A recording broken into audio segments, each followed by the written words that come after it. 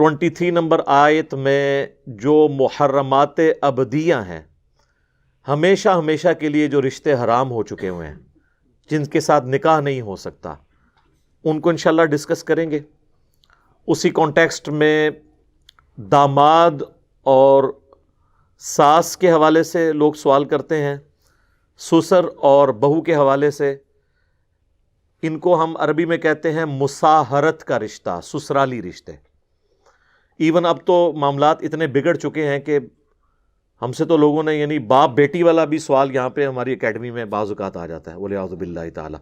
میں اشارتاً گفتگو کر رہا ہوں، بالکل ننگی بات کرنے کی ضرورت نہیں ہے، سب کو سمجھ آئے، کیونکہ میری کمپیٹنسی نہیں ہے گندے لطیفے سنانے والی، اس لیے میں اشارتاً گفتگو کروں گا۔ میرے بھائیو، سورۃ النساء کی آیت نمبر 23 جو پارہ نمبر 4 میں آخری آیت ہے، اس میں اللہ تعالیٰ نے محرمات ابدیہ یعنی جو ہمیشہ ہمیشہ کے لیے محرم رشتے ہیں، جن کے ساتھ نکاح ممکن نہیں ہے، ان کو ڈسکس کیا ہے۔ اس میں سے 12 تو ایسے ہیں جو ہمیشہ کے لیے حرام ہیں، اور چند ایک رشتے وہ ہیں جو وقتی طور پر حرام ہیں، ان میں گنجائش موجود ہے کہ کسی وقت میں وہ رشتہ آپ کر سکتے ہیں، لیکن 12 ایسے ہیں جو ہمیشہ ہمیشہ کے لیے محرمات ابدیہ کہلاتی ہیں، ہمیشہ کے لیے محرم رشتے، ان سے نکاح ممکن نہیں ہے۔ اس آیت کو ہم کور کر لیتے ہیں، اس کے کانٹیکسٹ میں انشاءاللہ پھر میں تفصیلی گفتگو بھی کروں گا۔ اعوذ باللہ من الشیطان الرجیم، بسم اللہ الرحمن الرحیم۔ حرمت علیکم، حرام کر دی گئی ہیں تمہارے لیے، امہاتکم، تمہاری مائیں۔ اب یہ 12 کانٹینیوس رشتے آئیں گے جن کے ساتھ کبھی بھی شادی ممکن نہیں ہے۔ اینڈ پہ جا کے ایک پاسبلٹی آئے گی جو وقتی طور پر، ٹیمپرری طور پر حرام رشتہ ہے، اور کچھ احادیث کے اندر بھی آئے ہیں، کچھ اگلی آیت کا تھوڑا سا حصہ اس میں بھی انشاءاللہ ڈسکس ہو جائے گا۔ حرام ہو گئیں تم پر تمہاری مائیں، وَبَنَاتُكُمْ، اور تمہاری بیٹیاں، وَأَخَوَاتُكُمْ، اور تمہاری بہنیں، وَعَمَّاتُكُمْ، اور تمہاری پھپھیاں، یعنی والد کی جو بہنیں ہیں، سگی بہنیں، وَخَالَاتُكُمْ، اور تمہاری خالائیں یعنی ماں کی بہنیں، وَبَنَاتُ الْأَخِ، اور بھتیجیاں، تمہارے بھائی کی بیٹیاں، وَبَنَاتُ الْأُخْتِ، اور تمہاری بہن کی بیٹیاں یعنی بھانجیاں، وَأُمَّهَاتُكُمُ اللَّاتِي أَرْضَعْنَكُمْ، اور وہ مائیں بھی جنہوں نے تمہیں دودھ پلایا ہے، یعنی جو رضاعت کا رشتہ ہے۔ یہ را کے اوپر زبر ہے، ایک رضا ہے جو نام بھی رکھا جاتا ہے، یہ ہے رضاعت، را ضاد الف عین تا، رضاعت عربی میں۔ رضاعت کے جو رشتے ہیں اس میں جو تمہاری مائیں ہیں جنہوں نے تمہیں دودھ پلایا ہے، وہ بھی تمہارے لیے حرام ہو گئیں، اور اسی کے ساتھ ریلیٹڈ ہے وَأَخَوَاتُكُم مِّنَ الرَّضَاعَةِ، اور تمہاری وہ بہنیں بھی جو رضاعت کے رشتے سے تمہاری بہنیں بنتی ہیں، یعنی جس عورت کا تم نے دودھ پیا ہے اس کے ساری بہنیں، اس کی جو بیٹیاں ہیں وہ آپ کی بہنیں ہیں، لیکن یہ بہنیں صرف اسی بچے کی ہوں گی جس نے دودھ پیا ہے۔ یہ نہیں ہے کہ اس کے جو اپنے بہن بھائی ہیں وہ بھی اس کے ساتھ محرم والا معاملہ ہو جائے گا، نہیں، ان کا رشتہ ہو سکتا ہے، صرف اس ایک بچے کا رشتہ نہیں ہو سکتا جس نے اس عورت کا دودھ پیا ہے۔ اس کو کہتے ہیں رضاعت والا رشتہ۔ اور اس کانٹیکسٹ میں صحیح بخاری اور صحیح مسلم میں متفق علیہ دونوں میں یہ حدیث موجود ہے کہ اللہ کے محبوب صلی اللہ علیہ وآلہ وسلم نے فرمایا کہ جو رشتے نسب کی وجہ سے، خونی تعلق کی وجہ سے حرمت والے ہو جاتے ہیں، دودھ پلانے سے بھی وہ سارے رشتے حرمت والے ہو جاتے ہیں۔ یعنی جس طرح نسب اس طریقے سے حرمت بنا دیتا ہے نا رشتوں کی، دودھ بھی بنا دیتا ہے، لیکن اس میں وہ وراثت نہیں ان کو جائے گی، یہ وراثت کے اعتبار سے تو وہی صلبی رشتہ ہوگا، لیکن حرمت کے اعتبار سے دودھ اور خون کے رشتے میں کوئی فرق نہیں ہے۔ اور صحیح مسلم میں ایک اور حدیث ہے کہ 1 یا 2 دفعہ دودھ پلانے سے رضاعت کا رشتہ اسٹیبلش نہیں ہوتا، بلکہ کم از کم 5 مرتبہ دودھ پلایا جائے مختلف اوقات میں، تو رضاعت کا رشتہ جو ہے وہ اسٹیبلش ہوگا. ویسے حنفی تو کہتے ہیں ایک دفعہ بھی پی لیا، غلطی سے بھی پی لیا، ہو گیا. ہم سے بھی لوگ مسئلے پوچھ رہے ہوتے ہیں، یہ بالکل غلط ہے. صحیح مسلم میں واضح حدیث ہے کہ کم از کم 5 دفعہ مختلف اوقات میں. ایک دفعہ تو ذاتی طور پہ بھی ہو سکتا ہے، تو یہ تو نہیں کہ اب اس کی سزا اولاد کو آگے ملے. 5 دفعہ مختلف اوقات میں. اہل تشیع کے ہاں بھی یہی ہے کہ 1-2 دفعہ سے نہیں ہوگا، بلکہ نمبر آف ٹائم، اور یعنی اس طریقے سے پلایا جائے کہ اس کا پیٹ بھر جائے. 5 مواقع کے اوپر کم از کم صحیح مسلم میں حدیث موجود ہے.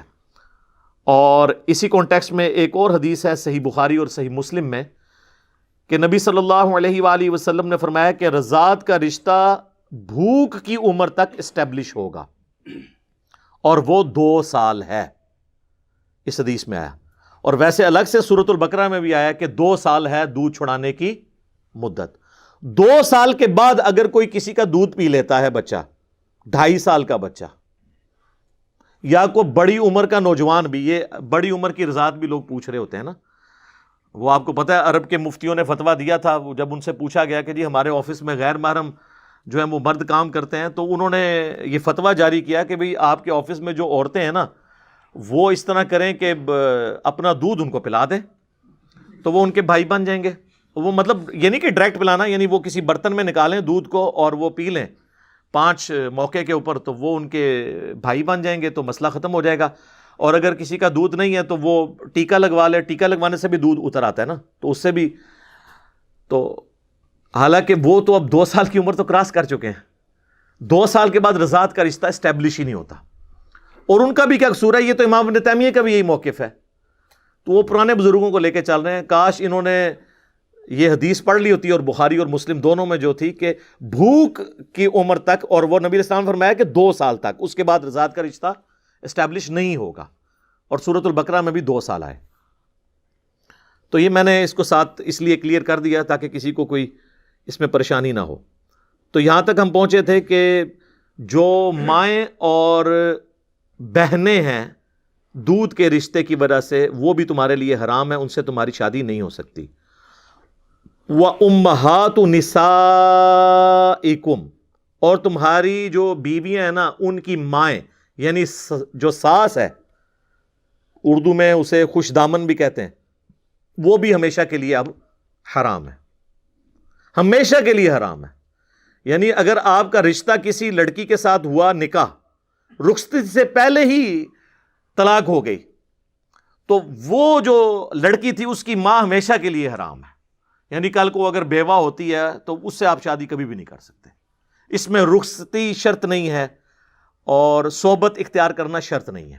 یہ میں اس لیے قید بتا رہا ہوں کہ آگے ایک معاملے میں یہ قید اللہ تعالیٰ نے لگائی ہے کہ اگر رخصتی نہ ہوئی ہو تو وہ ایک اور کیس ہے، وہ آگے آ رہا ہے. وَرَبَائِبُكُمُ اللَّاتِي فِي حُجُورِكُم مِّن نِّسَائِكُمْ، اور تمہاری بیویوں کی وہ بیٹیاں جو تمہارے پاس پرورش پا رہی ہیں. یعنی کسی شخص نے ایسی عورت سے شادی کی کہ اس کے پہلے خامن سے بھی کوئی بیٹیاں تھیں. اب جیسے ہی اس نے آپ کے ساتھ شادی کی تو ان بیٹیوں کے آپ آٹومیٹیکلی باپ بن گئے.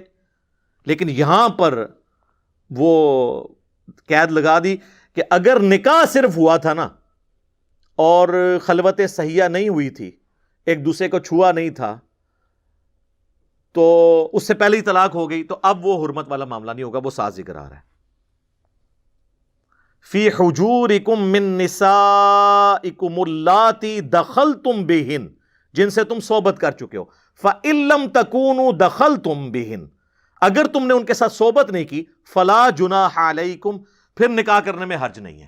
یعنی کسی عورت کے ساتھ آپ کا رشتہ ہوا، ابھی رخصتی نہیں ہوئی تھی، اور پھر وہ طلاق ہو گئی، تو اس کی جو بیٹیاں تھیں پہلے خامن سے، وہ آپ کے لیے حرام نہیں ہوئی. ونس آپ نے ایک دوسرے کو ٹچ کر لیا، اب وہ عورتیں بھی آپ کے لیے جو اس کی بیٹیاں تھیں وہ محرم ہو گئیں. اب یہ لادہ بات ہے کہ وہ ہو تو جاتی ہیں، لیکن یہاں پہ ہمارے پاس اس طرح کے کیسز آتے رہتے ہیں، عوام الناس کے بھی اور علماء کرام کے بھی، کہ وہ کیا کر رہے ہیں امت کے ساتھ. ایک الگ سے ٹاپک ہے، میں اب وہ اس کو اس طرف نہیں جا کے بات کرنا چاہتا، اشارتاً کر رہا ہوں. وَحَلَائِلُ أَبْنَائِكُمُ الَّذِينَ مِنْ أَصْلَابِكُمْ، اور تمہارے بیٹے جو تمہارے صلب سے پیدا ہوئے ہیں، تمہارے خونی رشتے سے، ان کی بیویاں بھی تم پر ہمیشہ کے لیے حرام ہے.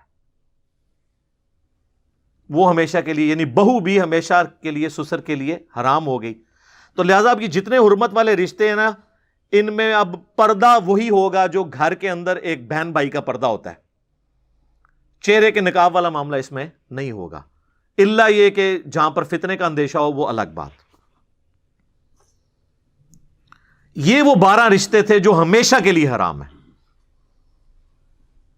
اب ایک کیس آ رہا ہے جو ہمیشہ کے لیے نہیں وقتی طور پر ہے، اور وہ ہے وَأَن تَجْمَعُوا بَيْنَ الْأُخْتَيْنِ، اور یہ کہ تم دو بہنوں کو اکٹھا ایک نکاح میں لے لو. یعنی سالی کے ساتھ بھی اپنی بیوی کی موجودگی میں نکاح کر لیا جائے. یہ وقتی طور پر حرام ہے. اگر بیوی مر گئی تو پھر آپ سالی سے شادی کر سکتے ہیں. جیسے سیدنا عثمان کے عقد میں سیدہ رقیہ اور ام کلثوم علیہم السلام، نبی علیہ السلام کی 2 بیٹیاں جو آپس میں سگی بہنیں تھیں، یکے بعد دیگرے عقد میں آئی ہیں نا. لیکن یہ ٹیمپرری طور پر حرام ہے کہ بیک وقت 2 بہنوں سے رشتہ نہیں ہو سکتا. یہ ہمیشہ کے لیے حرام نہیں ہے. اور اسی کی ایکسٹینشن آگے آ جائے گی اگلی آیت کے اندر کہ جو خامدوں والی عورتیں ہیں وہ بھی حرام ہیں. یعنی آپ کی بیوی میرے اوپر حرام ہے، میری بیوی آپ کے اوپر حرام ہے جب تک وہ میری بیوی ہے. لیکن اگر وہ میری بیوی نہیں رہتی، آپ کی بیوی نہیں رہتی، پھر وہ کہیں بھی رشتہ کر سکتی ہے. لیکن جب تک وہ خامند والی ہے وہ کہیں اور رشتہ نہیں کر سکتی. تو یہ بھی وقتی طور پہ ہے. اس کا ذکر اگلی آیت میں آ جائے گا 24 نمبر میں. یہ ٹیمپرری ہے. اور یہ جو آیا نا وَأَن تَجْمَعُوا بَيْنَ الْأُخْتَيْنِ کہ 2 بہنوں کو اکٹھا نہیں کر سکتے، اسی کی ایکسٹینشن ایک بخاری مسلم میں آئی ہے کہ نبی علیہ السلام نے فرمایا کہ پھوپھی اور بھتیجی کو ایک نکاح میں جمع نہیں کر سکتے، اور خالہ اور بھانجی کو بھی نہیں کر سکتے. یعنی آپ کسی کی پھوپھی کے ساتھ شادی کریں، اس کی بھتیجی کے ساتھ آپ پیرلل میں شادی نہیں کر سکتے. اور اس کو سمجھنے کا ایک بڑا آسان سا فارمولہ ہے. آپ کسی بھی 2 عورتوں کو اکٹھا اپنے نکاح میں نہیں لے سکتے کہ ان 2 عورتوں میں سے اگر ایک کو مرد تصور کر لیا جائے اور ان دونوں کی آپس میں شادی ممکن نہ ہو. مثلا کیا بہن اور بھائی کی شادی ہو سکتی ہے؟ نہیں. تو اس کا مطلب ہے کہ 2 بہنیں تھیں، ان میں سے ایک کو بھائی تصور کر لیا لڑکا، تو ان کی آپس میں شادی ہو سکتی ہے. تو بس اب یہ دونوں عورتیں بھی اکٹھی ہو کے کسی اور مرد کے عقد میں نہیں جا سکتی. اسی طرح کوئی شخص اپنی پھوپھی سے شادی کر سکتا ہے؟ نہیں. تو اگر وہ شخص لڑکی ہو اور اس کی پھوپھی بھی فیمیل ہے، اب یہ دونوں کسی ایک مرد کے عقد میں بیک وقت نہیں آ سکتی. سمجھ آ گئی؟ یہ سمپل فارمولہ ہے کہ ہر وہ 2 عورتیں کہ ان میں سے وقتی طور پہ ایک مرد تصور کر لی جائے اور ان کی آپس میں شادی نہ ہو سکتی ہو، تو وہ دونوں عورتیں اکٹھی کسی اور کے عقد میں نہیں جا سکتی. لیکن یہ ٹیمپرری طور پر، وقتی طور پر حرمت والا رشتہ ہے. اگر ان میں سے کسی ایک کو وہ طلاق دے دے کہ مر جائے ایک ان میں سے، پھر اس کے ساتھ شادی ہو سکتی ہے. پھوپھی مر گئی اب بھتیجی سے شادی ہو سکتی ہے، خالہ مر گئی اب بھانجی کے ساتھ شادی ہو سکتی ہے. تو یہ وہ تھے جو ٹیمپرری طور پہ ہیں. باقی 12 جو ہیں وہ ہمیشہ کے لیے حرام رشتے ہیں. اب اسی کانٹیکسٹ میں مساہرت کا بیان بھی کر دوں. یہ فقہ حنفی میں بڑا ایک مشہور ہے اور بڑی کتابیں لکھی ہوتی ہیں مساہرت کے اوپر. مساہرت عربی میں کہتے ہیں سسرالی رشتوں کو، اور وہ کہتے ہیں جی مساہرت والا جو معاملہ اگر ہو گیا، یعنی مثلاً یہ فقہ حنفی میں جو لکھا ہوا ہے اس کا قرآن و حدیث سے کوئی تعلق نہیں ہے، کیونکہ قرآن و حدیث نے جو حرام بتانا تھا وہ قرآن میں اور بخاری مسلم میں بتا دیا. اب مولانا شریف نے جو ہے نا وہ اپنی طرف سے چیزیں داخل کی ہیں. تو مولانا شریف کو قرآن سے اور بخاری مسلم سے اٹھا کے تھوڑی دیر کے لیے نہیں، ہمیشہ کے لیے باہر رکھیں، اور پھر دیکھیں کہ یہاں پہ حرمت والے رشتوں میں کوئی ایسی بات ہوئی ہے. وہ بتاتے ہیں آپ کو مساہرت والا رشتہ، بڑی کتابیں لکھتے ہیں اور کہتے ہیں جی پتہ ہے جی. پھر پوچھ رہے ہوتے ہیں لوگوں سے کہ جی اگر کسی مرد نے اپنی ساس کو شہوت کے ساتھ چھوا، غلطی سے یا جان بوجھ کے، صرف چھو لیا، تو اس کی اپنی بیوی اس پہ ہمیشہ کے لیے حرام ہو گئی. یہ وہ کہتے ہیں. اور وہ کہتے ہیں کہ اس لیے کہ قرآن میں آیا ہوا ہے کہ جی وہ ساس تو اس پہ حرام تھی، لیکن قرآن میں یہ تو نہیں آیا کہ ساس کے ساتھ اگر وہ ایسا معاملہ کر لیتا ہے تو اس کی اپنی بیوی جو آلریڈی اس سے پہلے اس نے اپنے عقد میں لی تھی وہ نکل جائے گی. یہ زیادہ ایک حرام فعل ہوگا. اسی طریقے سے اگر کسی سسر نے چھو لیا اپنی بہو کو غلط نیت کے ساتھ، ویسے تو محرم تھے آپس میں، تو وہ کہتے ہیں وہ چھو لیا اور خامند بیچارہ باہر محنت کر رہا ہے، وہ اس کے عقد میں سے اس کی بیوی نکل گئی، قصور پیو دا بھگت رہا. ہن پنجابی کہتے ہیں خسم نانی کرے تے چٹی دو طرح پر ہے. اتنے جناب وہ پیو نے کام پایا ہے تو وہ کہتے ہیں کہ وہ بیٹے کے عقد سے اس کی بیوی نکل گئی، وہ بیٹا بیچارہ باہر ہے، اس کو پتہ بھی نہیں.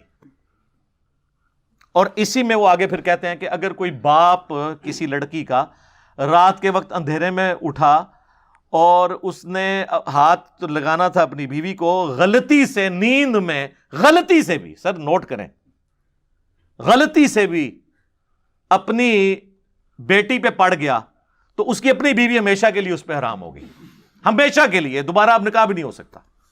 جان بوجھ کے نہیں، غلطی سے بھی. تو جان بوجھ کے تو اب یہ سارے کے سارے معاملات چاہے جان بوجھ کے کسی نے کیا یا غلطی سے کیا، اس کی وجہ سے، اس حرام کام کی وجہ سے کوئی حلال رشتہ ہمیشہ کے لیے ختم نہیں ہوگا. وہ جو ختم ہونے والے تھے وہ یہ آگے یہاں پہ رشتے.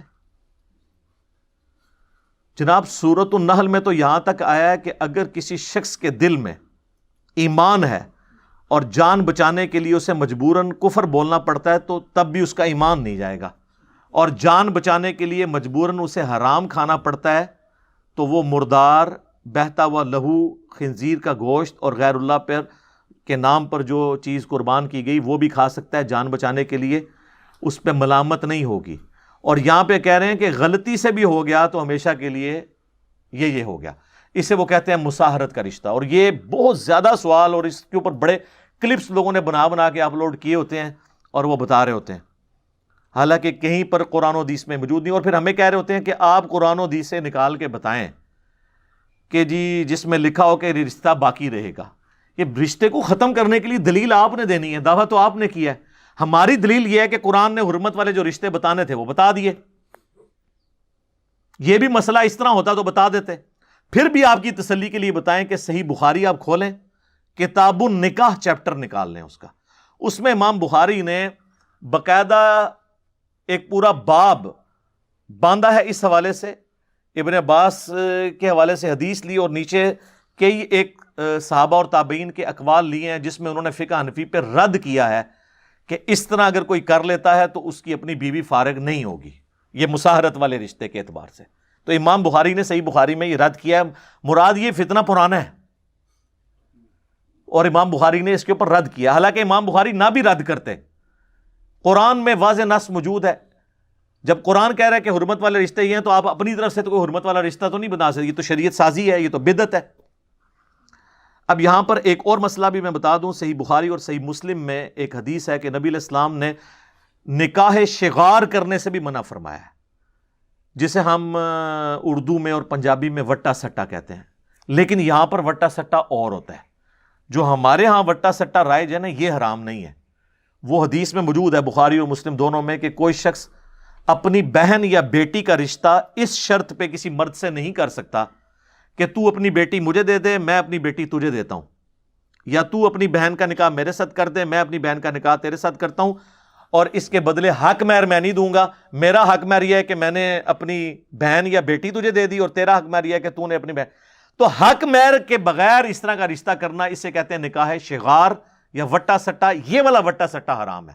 لیکن اگر دو مرد آپس میں کہتے ہیں کہ میں اپنی بہن کا رشتہ تمہارے ساتھ کرتا ہوں، تم میرے ساتھ کر دو، اور دونوں کا حق مہر رکھا جاتا ہے، تو اس میں کوئی حرج نہیں، یہ والا وٹا سٹا حرام نہیں ہے. یا کوئی شخص کہتا ہے میں اپنی بیٹی کا رشتہ تمہیں دیتا ہوں، تم اپنی بیٹی کا رشتہ مجھے دو، ٹھیک ہے، اور دونوں کا الگ الگ حق مہر رکھا جائے، اور یہ شرط لگا کے نہ ہو کہ جی اگر نہیں دو گے تو میں نہیں کروں گا، اس طرح کا معاملہ نہ ہو. تو اس میں کوئی نہیں، جیسے عموماً رشتہ داروں میں ہو جاتا ہے، اور اس کی انٹینشن یہ ہوتی ہے کہ چلو ایک رشتہ زیادہ مضبوط ہو جائے گا، وہ اس کو طلاق نہیں دے گا، وہ اس کو طلاق نہیں دے گا. اور لوگ کہہ رہے ہوتے ہیں وٹا سٹا اسلام میں حرام ہے. وٹا سٹا یہ والا حرام ہے جس میں حق مہر نہ رکھا جائے. اچھا، اسی طریقے سے سورۃ البقرہ میں اللہ تعالیٰ نے فرما دیا کہ مشرک عورت کے ساتھ نکاح نہیں کر سکتے، نہ مشرک مرد کے ساتھ. اور اس سے مشرک سے مراد اہل حدیث والا مشرک نہیں ہے. اس مشرک سے مراد ہے جو کافر مشرک ہے، جو کلمہ گو نہیں ہے. جو کلمہ گو مشرک ہے اس کا معاملہ الگ ہے, وہ مسلمان ہے, آپ کو ہم پابند نہیں کرتے کہ آپ ضروری کریں, وہ تو ابن ماجہ میں حدیث ہے اپنے کفر میں شادی کرو, ہم پلہ لوگوں میں. لیکن یہ مشورہ ہے, اگر کوئی ہم پلہ لوگوں میں نہ بھی کرے تو شادی تو ہو جائے گی, لیکن پریفریبل ہے کہ اپنے اسی خاندان کے اندر کی جائے, تاکہ عادتیں ملتی جلتی ہوتی ہیں, نبھنا آسان ہو جاتا ہے. تو جو چیزیں کلچرل ہیں ان کا معاملہ ایک پیرلل میں اس کا خیال اپنی جگہ رکھنا ضروری ہے, لیکن اس کو آپ شریعت نہیں بنا سکتے. بہرحال اس میں ایک شاذ قول ہے صحیح بخاری میں سورۃ البقرہ کی انہی آیات کے کانٹیکسٹ میں, عبداللہ ابن عمر کا.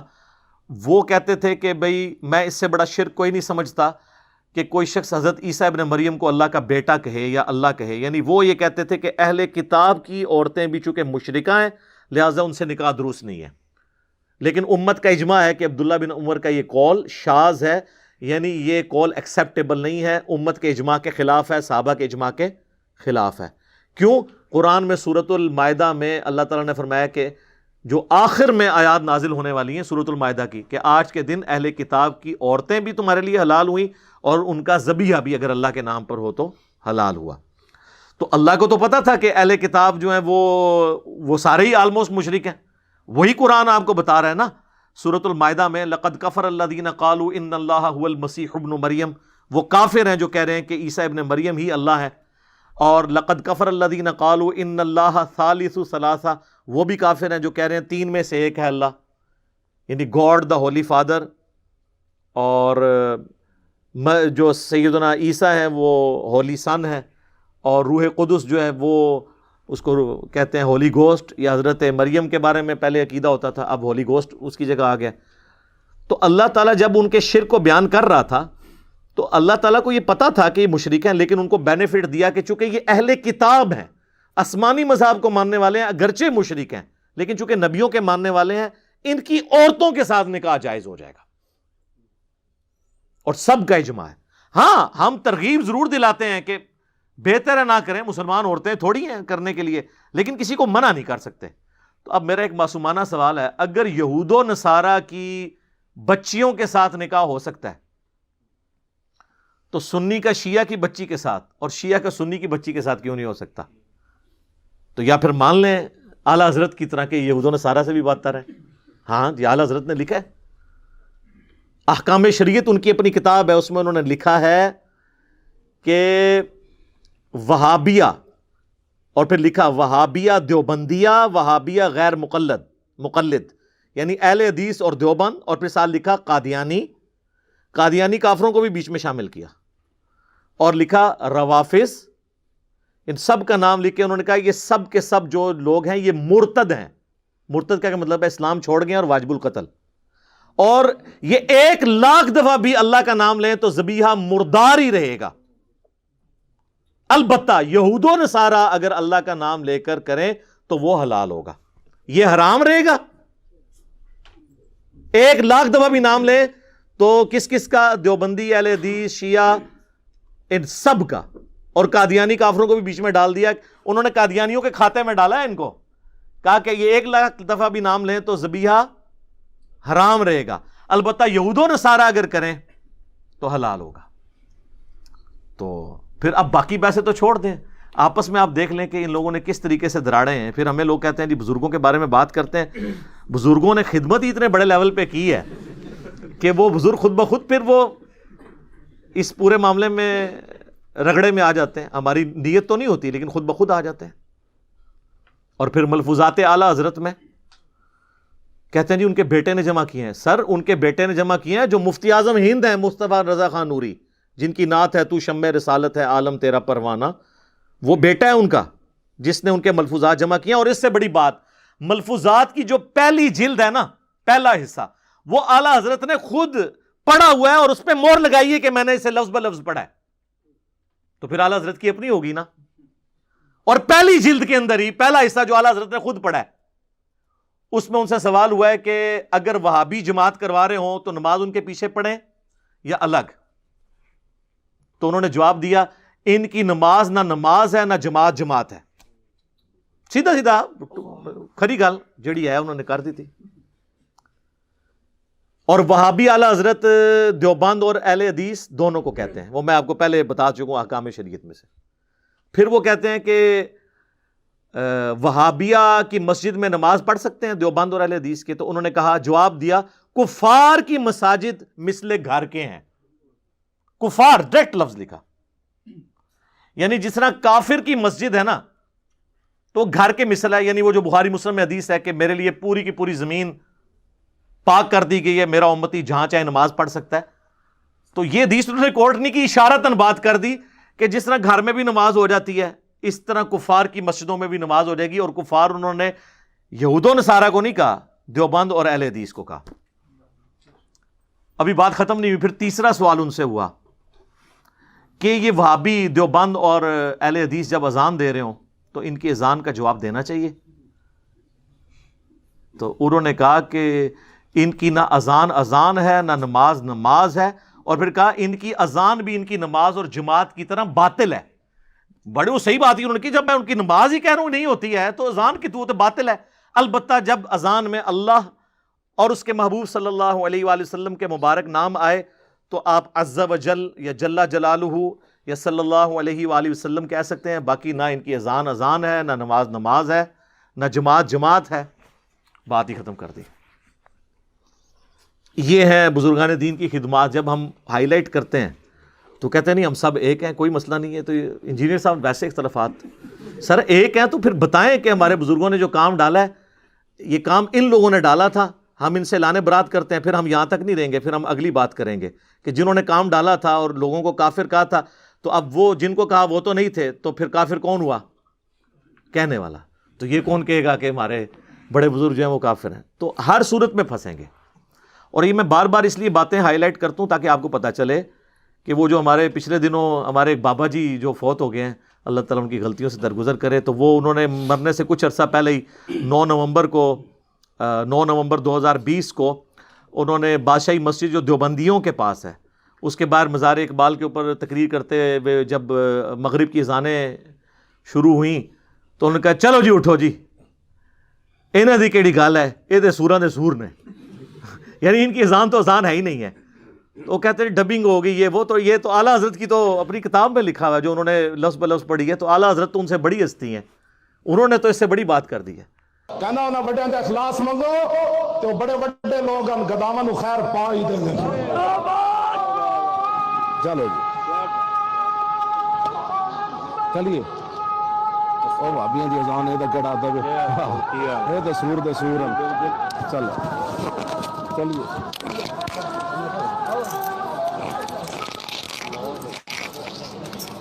اور سر یہ مولویوں کو سلام ہے، اتنی موٹی گالی کو مولوی دے سکتا ہے، سورہ دے سور۔ اس کی شرح میں آپ کو بیان کر دیتا ہوں۔ یعنی وہ کہتے ہیں جس طرح سور یعنی خنزیر اس مخلوق میں سب سے بدترین مخلوق ہے نا، تو خنزیروں کے اندر سب سے بدترین اگر کوئی خنزیر ہے نا تو وہ وہابی ہیں۔ یہ مطلب ہے اس کا۔ اے وہابیاں نو چھوڑ دو، انہاں دی کیڑی گل ہے، تے سوراں دے سور نے، سوراں وچ سورے نے، یہ انہوں نے کہا ہے۔ اور مرتے دم تک سلام ہے، انہوں نے رجوع نہیں کیا۔ دوسرے کو بیان دواندے رہنے ادھر ادھر، انہاں تے کیا ہویا سی، وہ کس طرح انکار کر سکتے تھے؟ تو اب دیکھ لیں امت کو انہوں نے کہاں پر پھینکا ہے۔ خیر میں نے یہ ساری باتیں اس لیے کی کہ کسی کو کوئی وہم رہ گئے تو وہ نکل جائے اس حوالے سے، تو میں نے موٹی موٹی باتیں جو اس سے ریلیٹڈ تھی وہ کور کر دی ہیں۔ تو بات ہماری یہاں پہ پہنچی تھی وَأَن تَجْمَعُوا بَيْنَ الْأُخْتَيْن، اور یہ کہ تم جمع کرو دو بہنوں کو اکٹھا، یہ بھی ٹیمپرری طور پر حرام ہے۔ إِلَّا مَا قَدْ سَلَف، ہاں مگر جو پہلے ہی کوئی گزر چکا ہے معاملہ وہ معافی ہے۔ معافی کا یہ مطلب نہیں کہ وہ چلاؤ ساتھ، مراد یہ کہ اس سے فوراً توبہ کر کے طلاق دے دو اگر کوئی ایسا معاملہ کیا ہوا ہے۔ ان اللہ کان غفور الرحیم، بے شک اللہ تعالیٰ بھی بخشنے والا اور مہربان ہے۔ تو تم اپنے اوپر اس کی مہربانی کو کماؤ اپنے لیے اور اس پچھلے گناہ سے توبہ کر لو۔ تو یہ ہمارا یہ ٹاپک کور ہوا اس حوالے سے جو محرمات ابدیہ ہیں، اور اسی کانٹیکسٹ میں نے مساہرت والا جو ایشو تھا اس کو بھی ایڈریس کر دیا الحمدللہ۔ اللہ تعالیٰ سے دعا جو حق بات میں نے کہی اللہ تعالیٰ ہمارے دلوں میں راسخ فرمائے، اگر جذبات میں میرے منہ سے کوئی غلط بات نکل گئی اللہ تعالیٰ ہمارے دلوں ہی سے محو کر دے، ہمیں معاف بھی فرما دے، ہمیں کتاب و سنت کی تعلیمات پر عمل کر کے دوسرے بھائیوں تک پہنچانے کی توفیق عطا فرمائے۔